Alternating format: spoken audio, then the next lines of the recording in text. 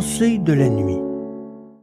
Catherine de Hueck écrit dans la préface au psaume d'un pêcheur d'Eddie Doherty: « C'était un reporter célèbre, mais je ne le savais pas quand il entra dans la boutique qui nous servait de bibliothèque à Harlem.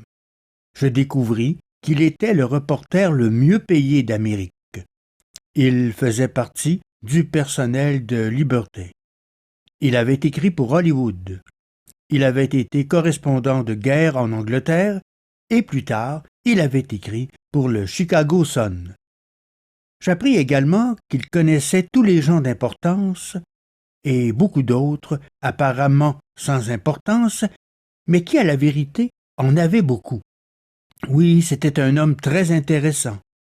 Le jour vint où il me demanda de l'épouser, et bien après avoir dit non pendant 2 ans, le jour vint où je dis oui.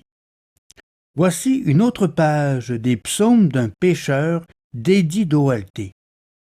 Père bien-aimé, Créateur de toutes choses, je vous remercie de ce jour gris et glacé. Je ne m'en suis pas réjoui d'abord, comme vous le savez bien. Il m'a rendu triste et sombre. Je me suis rappelé les premières lignes d'une histoire de Terry Ramsey sur des funérailles dans le Wisconsin. Le front nuageux d'un orage fugitif nous aspergeait d'une pluie froide. Ces mots faisaient vraiment de cette tragédie un événement morne, sinistre, impitoyable, et m'enseignèrent quelque chose sur l'art d'écrire. Je me suis rappelé une nuit passée à Laguna Beach avec Wallace Smith, qui se réveillait de temps en temps pour écouter le grondement du ressac et qui répétait encore et encore le poing tout-puissant de Dieu. À sa façon, Wally vous aimait aussi. Je pense que la plupart des journalistes honnêtes vous aiment, car ils ont le désir de faire connaître la vérité et ils ont aussi la haine des pharisiens et des hypocrites. Ne vous rappelle-t-il pas un peu votre fils? Seigneur, j'ai beaucoup d'amis parmi les éditeurs et les reporters américains.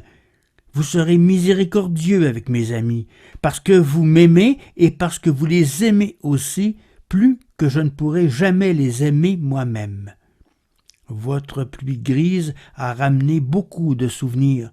Des jours gris ont fait des marques étincelantes dans ma longue vie. Je vous en remercie. Mais ce n'était pas seulement des souvenirs que la pluie évoquait. Elle m'éveillait à la perfection de votre monde. Je pensais à la façon dont l'eau des mers, des lacs, des mares et des rivières s'élève vers vous en buée. Vous utilisez le soleil pour l'attirer dans votre ciel.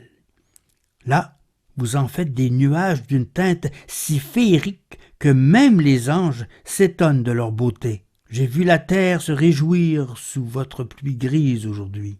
Le monde, bien lavé, sentait le pinceau et la pomme.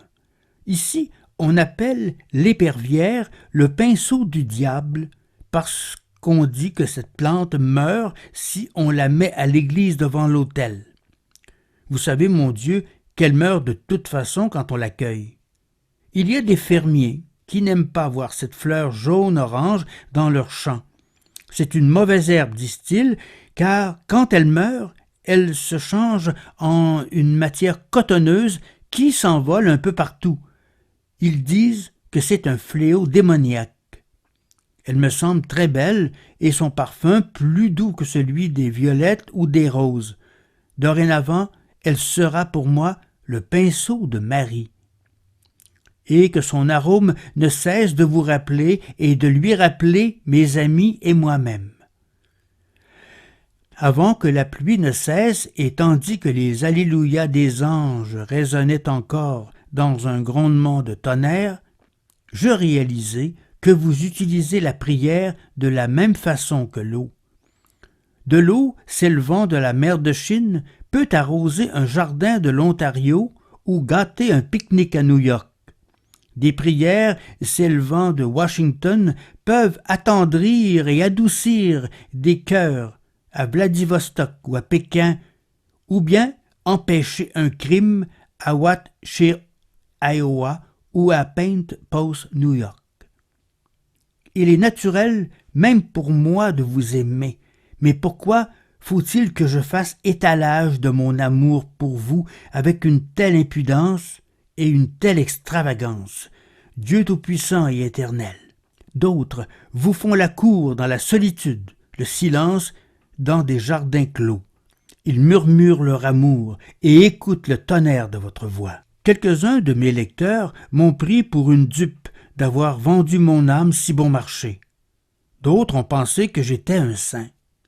Je ne suis ni un saint, ni une dupe, et cela ne fait rien pourvu qu'en pensant à moi, ils pensent à vous.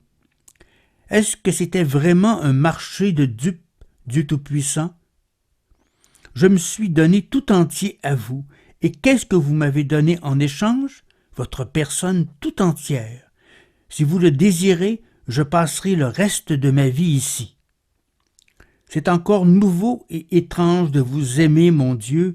La nouveauté retient sa fraîcheur et ne devient pas familière. La joie grandit en moi de jour en jour. Et pourtant, je demeure un vase creux. Je partage un genre d'infinité avec vous. Je suis infiniment pauvre. Donnez de la force à ma voix, Seigneur. Donnez du pouvoir à ce que j'écris. Que chaque goutte de rosée qui s'élève vers votre ciel nuageux vous rappelle mes amis et moi. Continuez à laisser pleuvoir vos grâces, vos bénédictions, votre amour souverain sur ma pauvreté comme une fontaine, que cette pluie divine puisse déborder et éclabousser le monde de gloire. Vous avez entendu ce soir un autre texte d'Eddie Doherty tiré de son livre « Psaume d'un pécheur ».